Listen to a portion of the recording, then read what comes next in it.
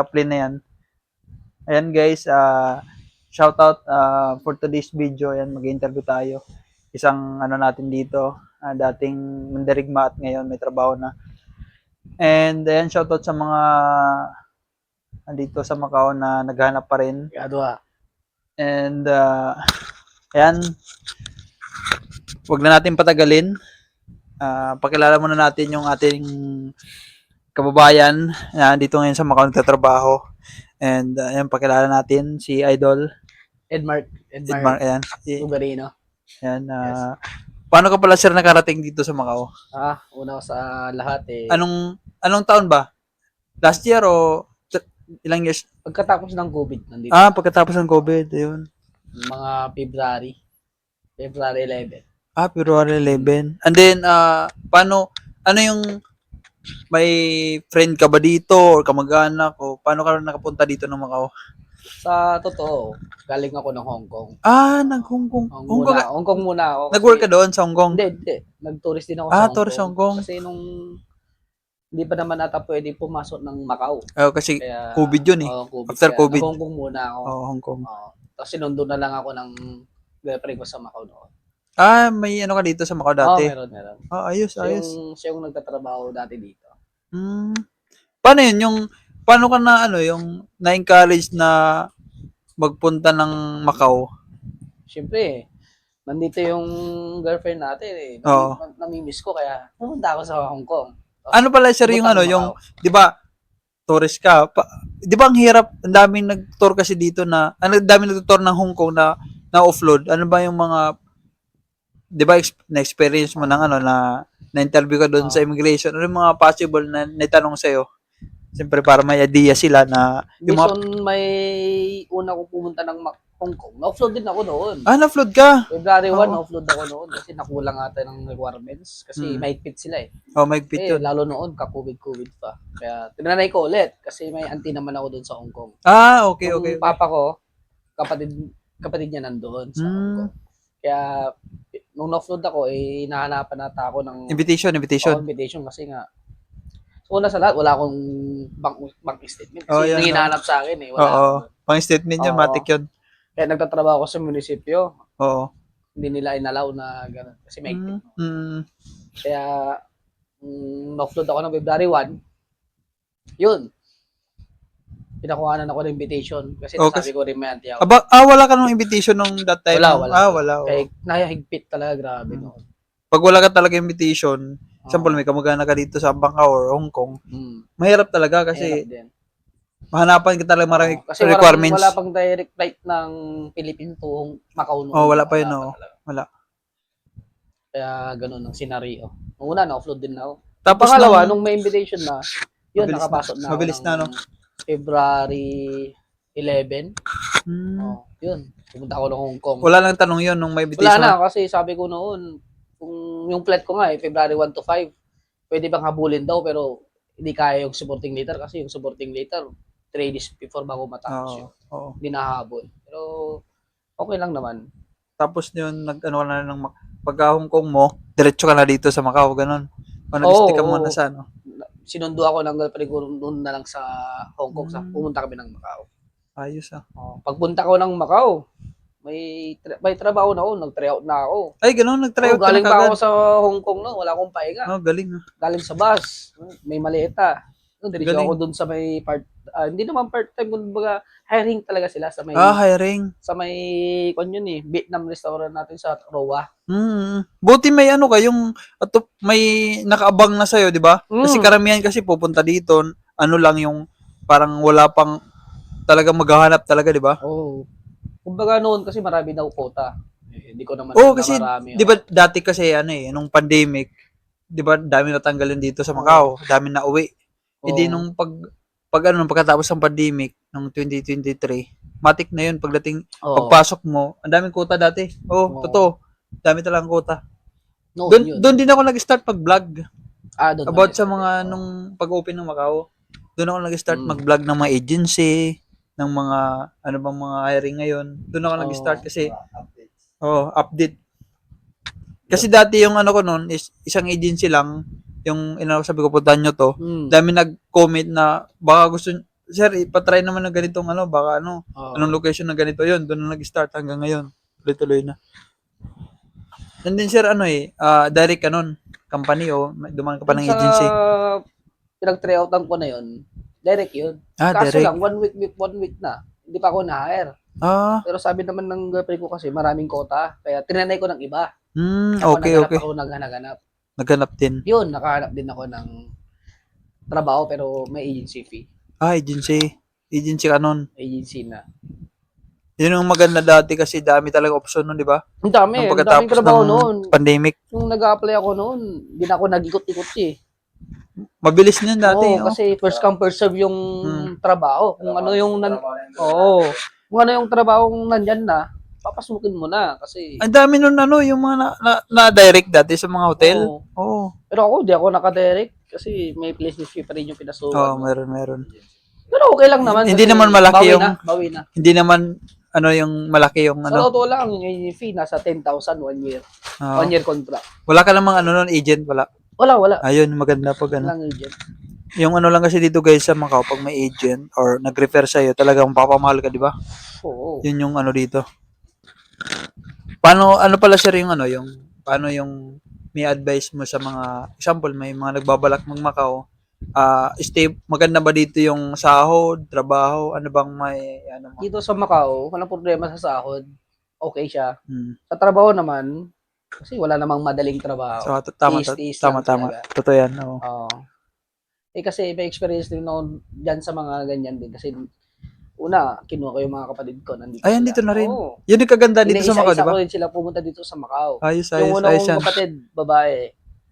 Yung una pumunta siya dito. Tour lang din, di ba? Tour lang December ata. Yung ganun maganda dito sa Winter Macau. Nung una, may trabaho na may hinihintay na kami. Kasi nagbayad na din kami ng, may agency fee pa rin yun, 10,000. Mababa yun. Oo, mababa na yun. mababa Ganun. rin yun. Dun sa ata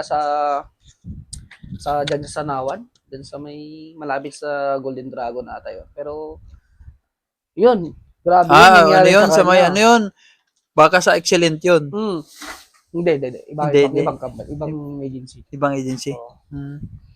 Nung una, pumunta siya dito, no? Noon, may kinuha na yung mga parents name, mga Ayun, agency fee, pero matik- hindi lumabas yung green shop. Ay, ganun? Oo. Kasi nga, yung papasukan niyang trabaho, nag-ayaw ata yung amo. Hindi na natuloy, hindi kumuha ng Hindi natuloy. tao. Yun. Pinauwi ko din kasi ginamit niya yung UB, kakahintay ng green shop. Oo, kasi Ngayon, matik yun na 50 days yun. ngayon umuwi sa Pinas 3 months before. Oo. Yun, kinuha ko ulit, pinabalik ko. Yun kasi maganda dito pag may kamag-anak or kapatid, pamilya. May invitation. Pag may invitation, automatic na. Mas madali silang wala nang wala masyadong tanong na sa Wala invitation. na. Saka pupunta, Oo. kailan ka uwi, mga ganun lang tanong, basic. Oh, basic lang. Unlike talaga na wala ka talagang kamag-anak dito, talagang pipigain ka, di ba? Swertean lang naman, kumbaga, kung wala ka namang kamag-anak, kung magaling ka talaga sumagot lang. Sabagay, depende sa pagsagot talaga. Depende lang din talaga. Saka yung mga hinahanap na requirements, tulad ng bank statement. Number 1 kasi bank statement. Yan. Talagang, yan may pera ka din talaga. May pera, Yung pala sir, yung example, sa ngayon, di ba? Sa panahon ngayon, tingin mo, mahirap na ba ngayon maghanap ng trabaho dito sa Macau or based lang sa pagkakala mo sa panahon ngayon? Siyempre, yung mga pupunta dito sa Macau, nagbabalak na maghanap din. Wala silang alam. Marami akong kilala nagbalak, pero din akong pinsan nagbalak, pero hindi pinalad. Kumbaga, isa din ang sinasabi nating swerte. Kung sa kanya talaga, sa kanya. Pero meron din yung kahit na nag-apply ka dyan, kung meron, para sa'yo.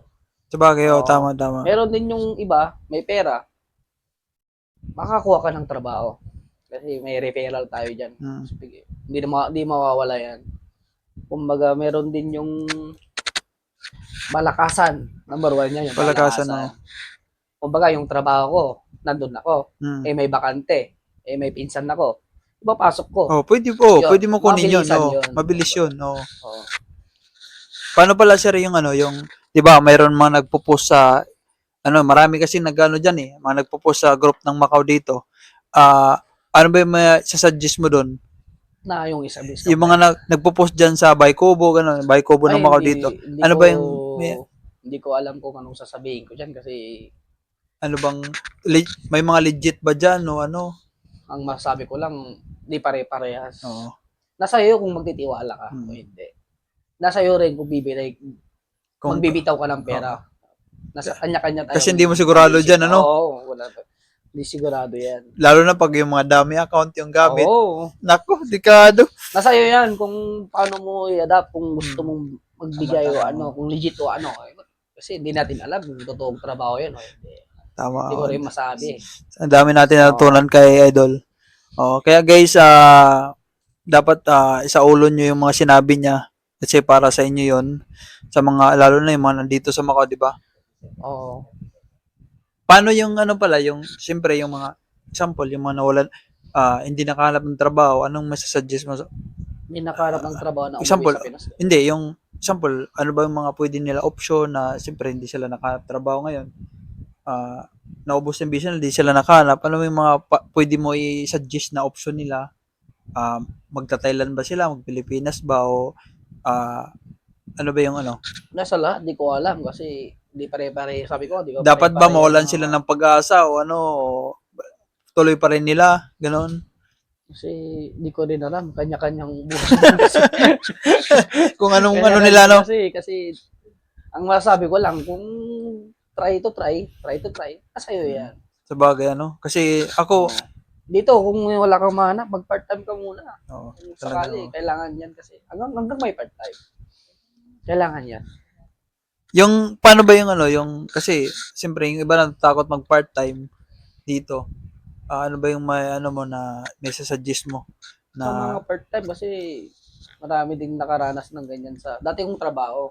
Tulad ni yung baya ko, nagpa-part-time. dapat ba naman. galingan nila, no? Galingan nila, mamaya makuha sila, di ba? Dahil sa part-time.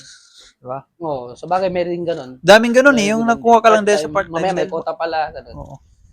Legal naman ang part-time dito, wag ka lang magpapauli. Siyempre, oh. Siyempre, di mo pwede ipagkalat yun, eh. Oo. Yun. Yung mga part-time pala, saan pwede sila makakita ng mga, sa mga gusto mong part-time, saan nila pwede makita yon? Hindi ko alam. Marami. Sa dyan. post ba? Sa ano yan? Hindi ko alam. Ako yung mas suggest ko yan sa Baykobo. Yan, mga legit yun, part-time, di ba? Sa Baykobo. Yan, legit. Minsan kasi yung una kong trabaho sa bigasan, doon, open din mag-part-time. Yun, maganda, no? Kasi 4 lang kami nagbawa ng on-loading. Kailangan na namin ng kasama. Ayun. Pwede, pumunta silang mag-part-time. Marami nagpa-part-time. Kailan mo lang ng ano dyan, tsaga, di ba? Tiyaga lang. Kahit anong hirap. Sipag talaga, oh.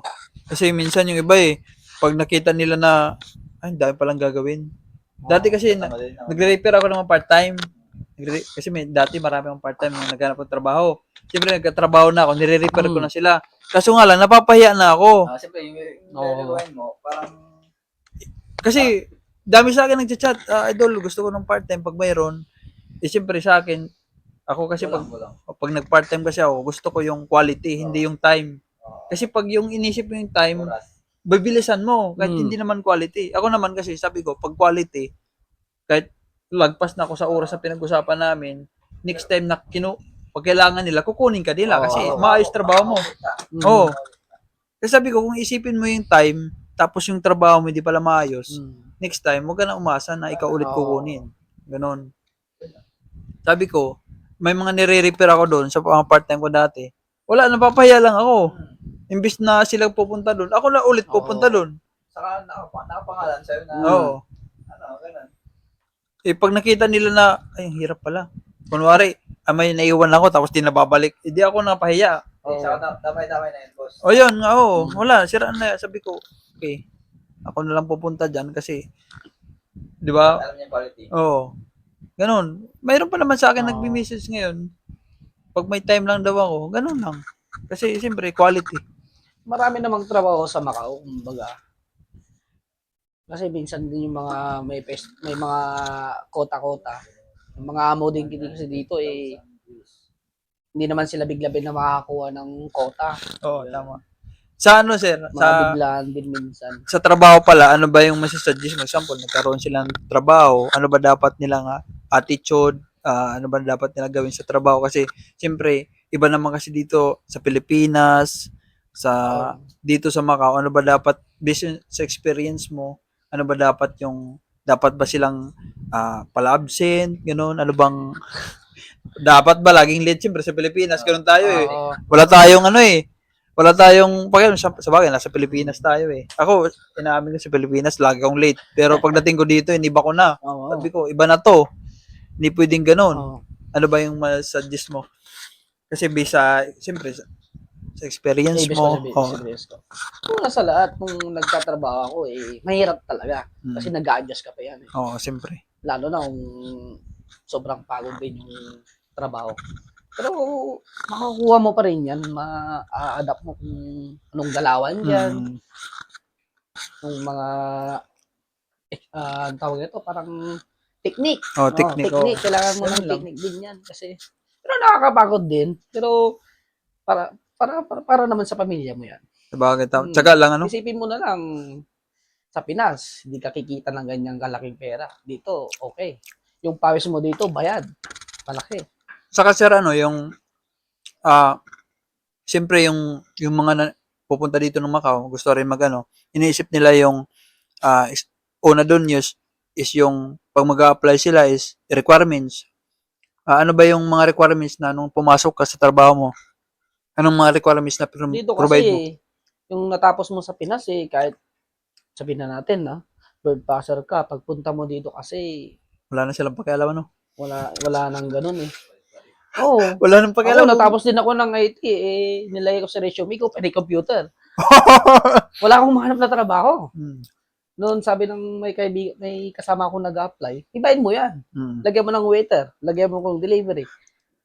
Naghanap pa ba sila dito ng visa experience mo, sir? Naghanap pa ba sila dito ng certificate of employment? Hindi sila naghanap ng nun? ganun. Okay. Dito kasi, in-interview ka based in your Kung CV. anong nilagay mo doon, yun na lang. Interview. Yun. Yan, guys, tandaan yun. Yung ganun. Ganun lang, senaryo. Paano ba yung ano pala, yung sa, example, yung mapupunta dito, ano bang mga pwede nila dali na requirements? Example na, para may prepare nila yan, marami mong, in the future, pupunta sila dito, ano bang mga requirements na pwede nila dalhin? Lakas lang ng loob. Ayun lang. Ayun. Tsaka, lakas ng loob, guys, sama mo ng dasal. Yun, prayer. Prayer talaga, no? Oo. Kasi, lahat naman tayo nag-apply na, may natapos ka ba nung wala? Ano naman ako dati? Kahit basta, elementary nga, pwede dito, di ba? Elementary, pwede, walang siya pakialam. Wala. Kung ano nakalagay dun sa CV mo, yun na yun. Oo. Bisa experience ko, kung ano nakalagay dun sa CV mo, yun yung paniniwalaan nila. Oo. Unlike sa Pilipinas. Kung hanap ka naman ng trabaho, yung professional dito, yun siguro may hanapin na yun, teacher, gano'n. Caregiver. Mga professional lang trabaho. Hindi pwede dayain yung caregiver tapos massage. Na kaya, lalagay ka ng massage dun, di ka pala marunong ako. And, ayan guys, sana may natutunan kayo sa natin interview ngayon. And abangan nyo sa part 2 and meron tayo sunod na interviewin. And ayan, tandaan nyo guys yung sinabi ni Idol about doon sa mga dito sa trabaho sa Macau, mga requirements and mga gusto nyo shoutout. Shoutout sa girlfriend ko na galit ngayon. Shoutout tayo. Kay Abel Galdwan. Shoutout sa'yo, galit ka ngayon. Huwag ka na magalit eh. Dito lang naman kami. Yan, normal yan, normal. Walang chicks ka mo. Fitful yan, fitful. And dito lang kami, mga lalaki naman kami. And wala kaming kasama dito na ganun. Mahirap pa siya overthink. Walang chicks. And may shoutout ka? Wala. Ayan, yun lang guys. And ayan, sana may natutunan kayo sa sharing ni Idol. And ayan, salamat Idol sa konting kalaman para yung iba ma-aware. Based lang sa mga experience ko lang naman. Ayan, based lang yan sa experience. Huwag yun akong i-judge. Based lang yun na Experience lang naman. Bis lang yan sa experience niya and sana may sa mga pupunta dito in the future, alam nyo na yung mga galawan dito sa Macau. Yan, thank you so much guys and always pray. Thank you so much and God bless sa lahat. Yan, salamat. Yan si Idol, isang idol natin. Yan, ang idol namin, si Bon. Shoutout ka muna. Ayan, okay na daw. Yan, thank you guys, thank you. And sana may natutunan kayo sa namin sharing. Yan, thank you so much guys. I love you.